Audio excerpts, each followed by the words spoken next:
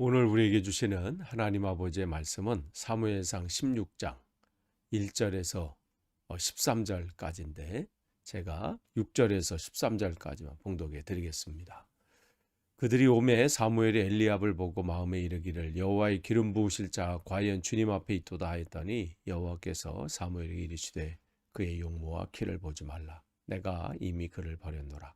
내가 보는 것은 사람과 같지 아니하니 사람은 외모를 보거니와 나 여호와는 중심을 보느니라 하시더라. 이새가 아미나답을 불러 사무엘 앞을 지나가게 하며 사무엘이 이르되 이도 여호와께서 택하지 아니하셨느니라 하니 이새가 산마로 지나게 하며 사무엘이 이르되 이도 여호와께서 택하지 아니하셨느니라 하니라. 이새가 그의 아들 7을 다 사무엘 앞으로 지나가게 하나 사무엘이 이새에게 이르되 여호와께서 이들을 택하지 아니하셨느니라 하고 또 사무엘이 이새에게 이르되 내 아들들이 다 여기 있느냐? 이새가 이르되 아직 막내가 남았는데 그는 양을 지키나이다. 사무엘이 이새에게 이르되 사람을 보내어 그를 데려오라. 그가 여기 오기까지는 우리가 식사 자리에 앉지 아니하겠노라. 이에 사람을 보내어 그를 데려오매 그의 빛이 붉고 눈이 빼어나고 얼굴이 아름답더라. 여호와께서 이르시되 이가 거니 일어나 기름을 부으라 하는지라. 사무엘이 기름 뿔병을 가져다가 그의 형제 중에서 그에게 부었더니 이날 이후로 다윗이 여호와의 영에 크게 감동되니라. 사무엘이 떠나서 라마로 가니라. 아멘. 오늘 또 계속해서 우리가 새벽 기도회 때 사무엘상 말씀 나눕니다. 오늘은 이제 16장 1절에서 13절 말씀입니다.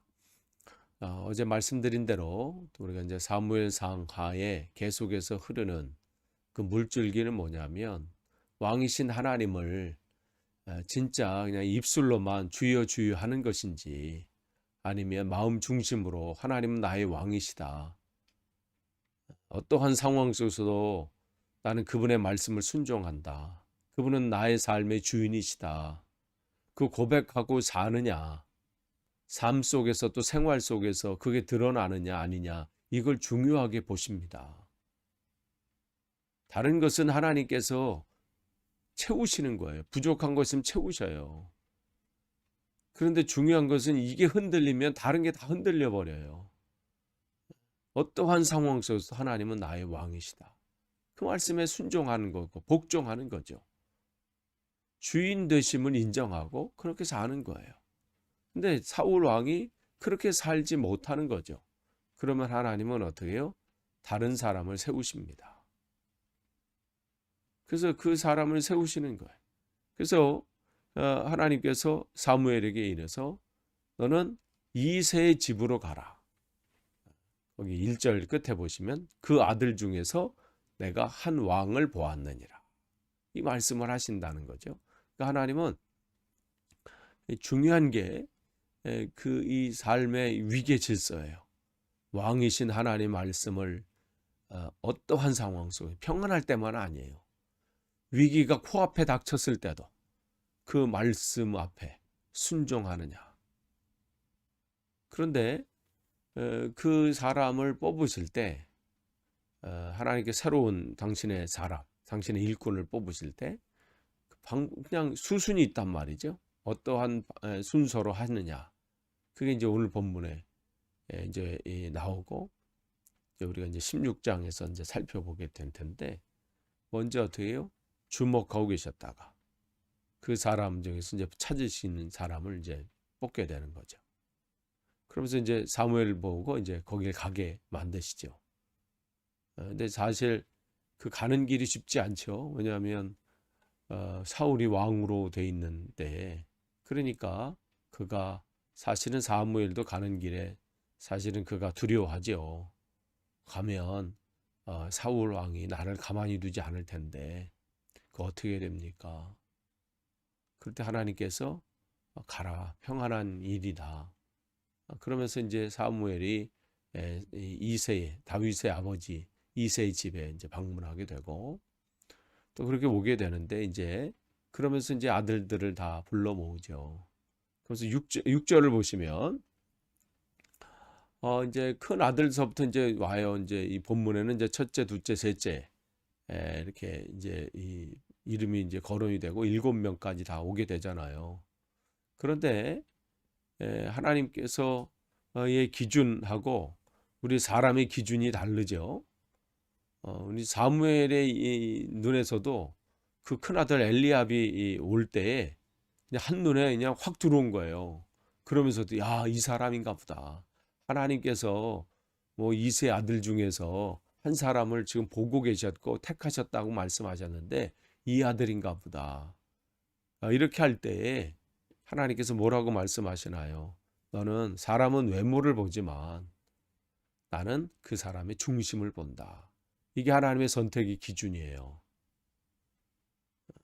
하나님께서 한 사람을 택할 때 그 기준은 그 중심이죠.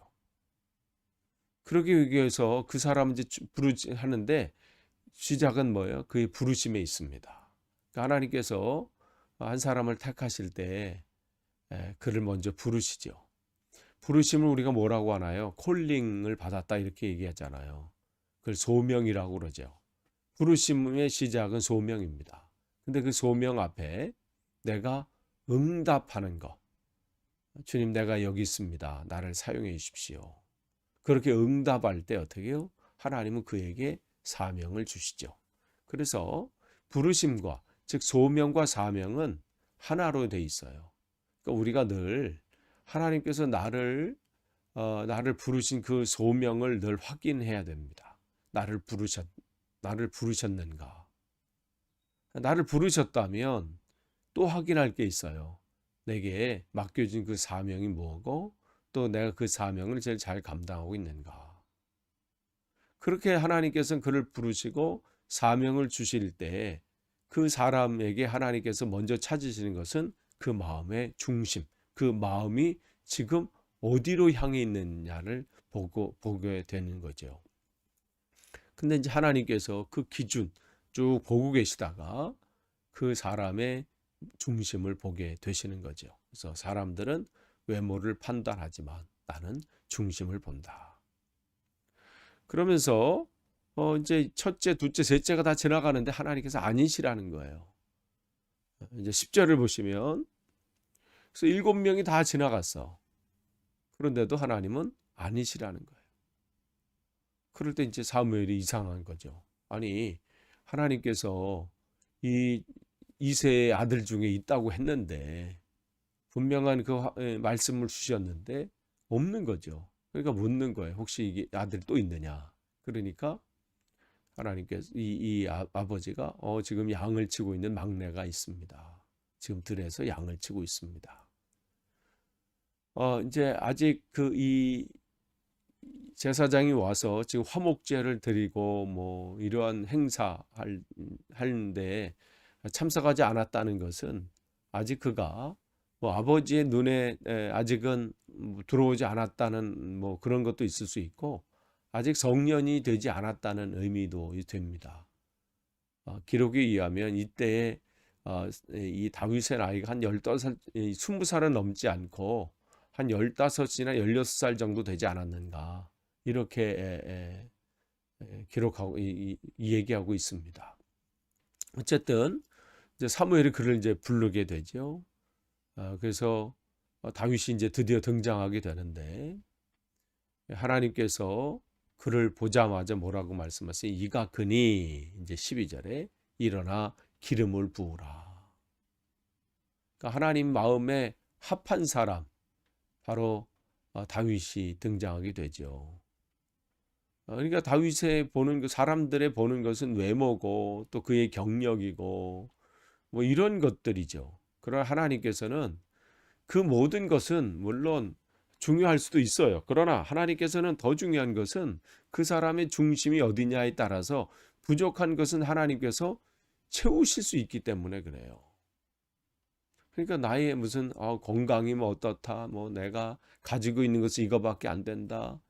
이거 가지고 나는 할 수 있느냐 못하느냐 이걸 판단하는 게 아니라 내 마음이 내가 지금 가지고 있는 것은 부족하고 연약하고 뭐 건강도 나이도 뭐 여러 가지로 사람들이 볼 때 부족하다고 생각되더라도 내 마음이 하나님을 향한 그 마음이 온전히 서 있고 한 걸음 한 걸음 나의 주인 되심을 인정하고 또 나의 왕 되신 그 주님 말씀에 내가 순종하려고 하고 한다면 하나님이 채우신다는 것이죠. 지금 다윗을 통해서 하나님은 그것을 이제 하나하나 이끌어 가시는 것을 우리는 보게 됩니다. 어떠한 상황 속에서도 아버지 말씀이 야, 너 가서 양을 좀 쳐라. 지금 형들은 이러이러한 일 때문에 지금 사무엘 선지자 그분을 만나야 되고 이러한 상황이 되기 때문에 너는 그럼 누가 이걸 하느냐? 내 막내인 내가 해야 되지. 그 말씀 앞에 어떻게 해요? 뭐 군소리나 뭐 다른 거 하지 않고 네 알겠습니다. 그렇게 가는 거죠. 그러니까 하나를 보면 열을 안다고 얘기하잖아요. 그러니까 그 말씀 앞에 아버지 말씀 앞에 순종하는 거예요. 그래서 그 일들을 행하게 되는 거죠. 근데 여기서 한 번만 끝나는 게 아니잖아요. 우리가 이제 17장을 보게 되면 아버지가 이제 형들이 이제 전쟁에 나갔어요. 첫째, 둘째, 셋째가. 그러면 자기 위로 4명의 형이 있단 말이죠. 그런데 이제 아버지는 막내에게 야, 내가 가서 형들이 지금 잘 있는지 않는지 안부를 좀 물어와라. 전쟁터예요. 그런데 다윗을 보낼 때도 알겠습니다 하고 그 길을 걸어가잖아요.